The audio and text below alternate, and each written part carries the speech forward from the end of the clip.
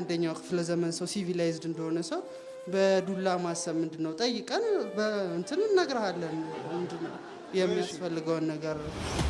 የሰለጠነ ሰው እኮ አሁን በጠረጴዛ ዙሪያ ነው። እዚህ በመቁጠሪያ ዙሪያ ነው።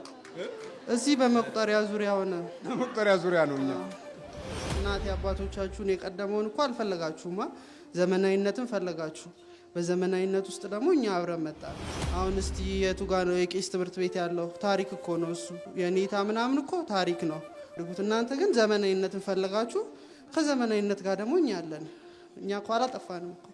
እኛ እኮ አላጠፋንም። ምን አጠፋን? ምንም አላጠፋችሁ። ምን አጠፋ? ዘመናዊነት ሲባል ወይም ዘመናዊነትን እንፈልጋለን ሲባል እንትን ካለ ትላንት የተገኘ ዛሬ አለ። እናንተ እኮ ትላንትን ጣላችሁ። የእናት አባቶቻችሁን እኮ አልፈለጋችሁትም። ዘመናዊነት ሙሉ በሙሉ ብቻው ለብቻው። እንደውም እንደዚህ መምጣት በጭቃ መሄድ እዚህ ለመምጣት አሁን ይሄ እንትን ነው ያረጀ አስተሳሰብ አመለካከት ነው። ደጋግመህ ስትጠይቅ እሰማለሁ። በዚሁ ልንገርህና ለምንድን ነው አብረህ የምትወልደው ትላለህ። ሰው ለምንድን ነው ልጅ የሚወልደው? ዘሩ ሊቀጥል አይደል? እኛም አብረን የምንወለደው ዘራችንን ልንቀጥል ነው። መለስኩልህ። ይሄ መልስ ከሆነ ትክክለኛው መልስ ይሄ ነው። የሚመጣው ትውልድ ደግሞ የተመቻቸ የበለጠ ሆነ። አሁን እኮ የቀን ትውልድ አለ እንዴ? የማታው ትውልድ እኮ ነው። አንተ አትወጣም መሰለኝ እንጂ ከወጣ እኮ ማታ እንትን አገሩ እኮ የሚደምቀው እኮ ማታ ነው።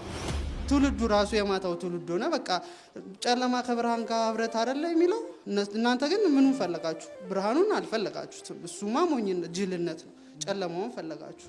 አንድ አለመታየት ነው እንደ ሚስጥር አድርገን ጠብቀን እንድንቆይ ያደረገን። ገብቷል? አሁን እኔን ማን ያኛል? ልጁን እኮ ነው የሚያዩት። ይሄ እኮ ልጁ እኮ ነው። ይሄ እኮ ልጁ ነው። እና በቃ እንትን ሳይንስ ላይ 1 ሲደመር 1 2 ይሆናል ፕሩቭ መደረግ አለበታ። ታይቶ የሚረጋገጥ ነገር ነው እንጂ እንደዚህ ዝም ብሎ ስለተባለ ማን ያምናል? እኔ እንደዚህ አይቼው አላውቅምና ሁሌ በእነሱ አይን ስለማየት ነው መሰለኝ እንትን የሚያስፈሩ ምናምን ነበረ ሆነው የሚታዩኝና አባ ለካ እንደዚህ ትልቅ አባት የሚያጓጓ አይነት አባት ስታያቸው ደስ የሚሉ ናቸው። ለካ ትላንት ገና አየሁት እዛ ጋር እኔ ነኝ አባ አላልኩት።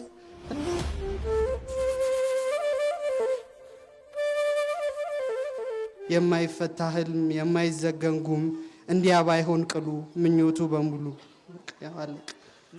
እንዲያ ባይሆን ቅሉ ምኞቱ በሙሉ አይሆንም። ዝም ብሎ ምኞት ሆነብን። ገጠምክልኝ? አዎ እዚህ አንበረከከኝ። ቅዳሜ ዕለት አንበረከከኝ። ንግጠም ወይ